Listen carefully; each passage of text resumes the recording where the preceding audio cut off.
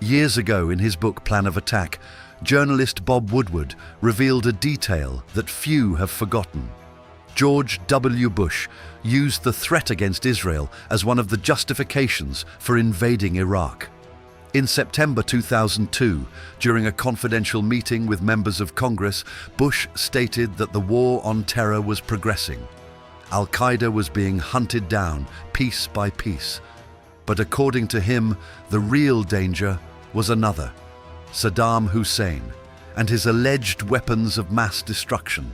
A man who, in the president's own words, could destroy Israel and trigger a global conflict. Decades later, the story seems to be echoing again. Despite contradictory statements over time, Donald Trump has demonstrated on several occasions a clear interest in provoking regime change in Iran.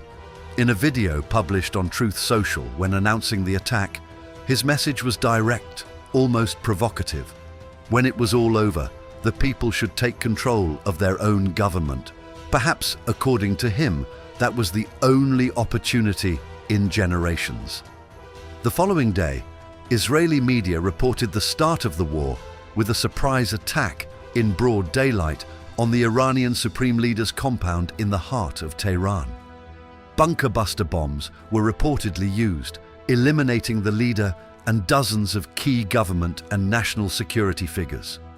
For many analysts, that was a critical intelligence blunder on Iran's part. But what came next raises another question. What if the bigger mistake wasn't one of information, but of judgment? Previous reports had already indicated that simply eliminating the leader would not lead to the fall of the regime. An analysis by the National Intelligence Council, released days before the attack, warned precisely of this. Even a massive US operation would hardly bring about a change of power, and that's exactly what happened. According to the CIA, the leader's death would only open the door for even more radical factions, especially the Revolutionary Guard. And in fact, while names were being put forward as successors, real power quickly passed into the hands of more ruthless and strategic figures. In light of this, members of the American government began to soften their rhetoric.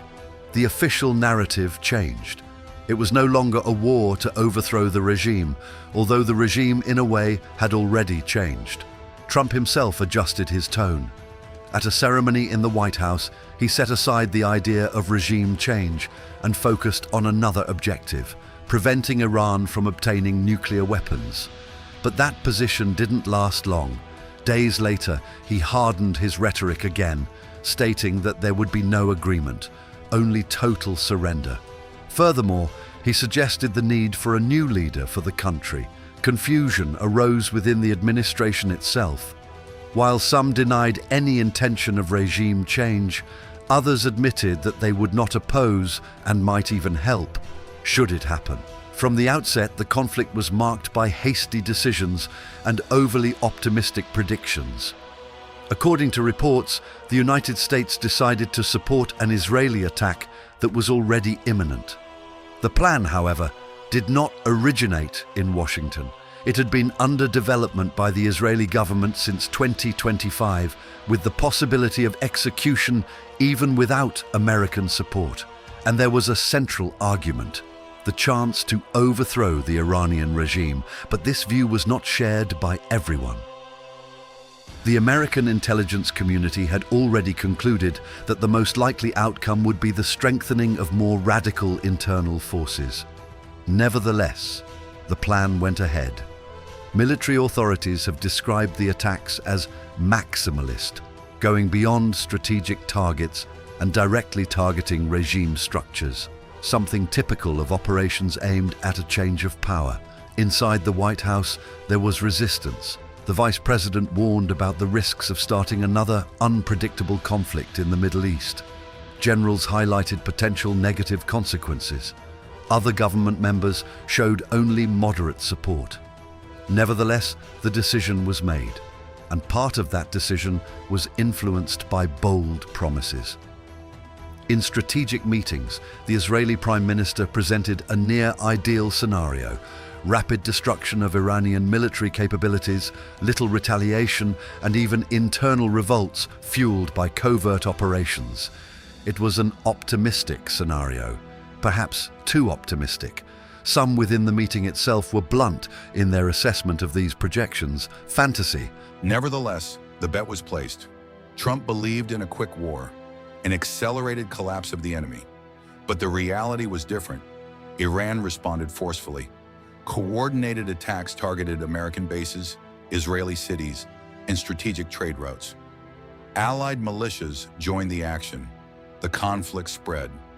Suddenly, it was no longer a controlled operation. It was a real war, and it's an expensive war. In addition to the military impacts, there were economic ones. Tensions in the energy market, rising oil costs, risks to global trade.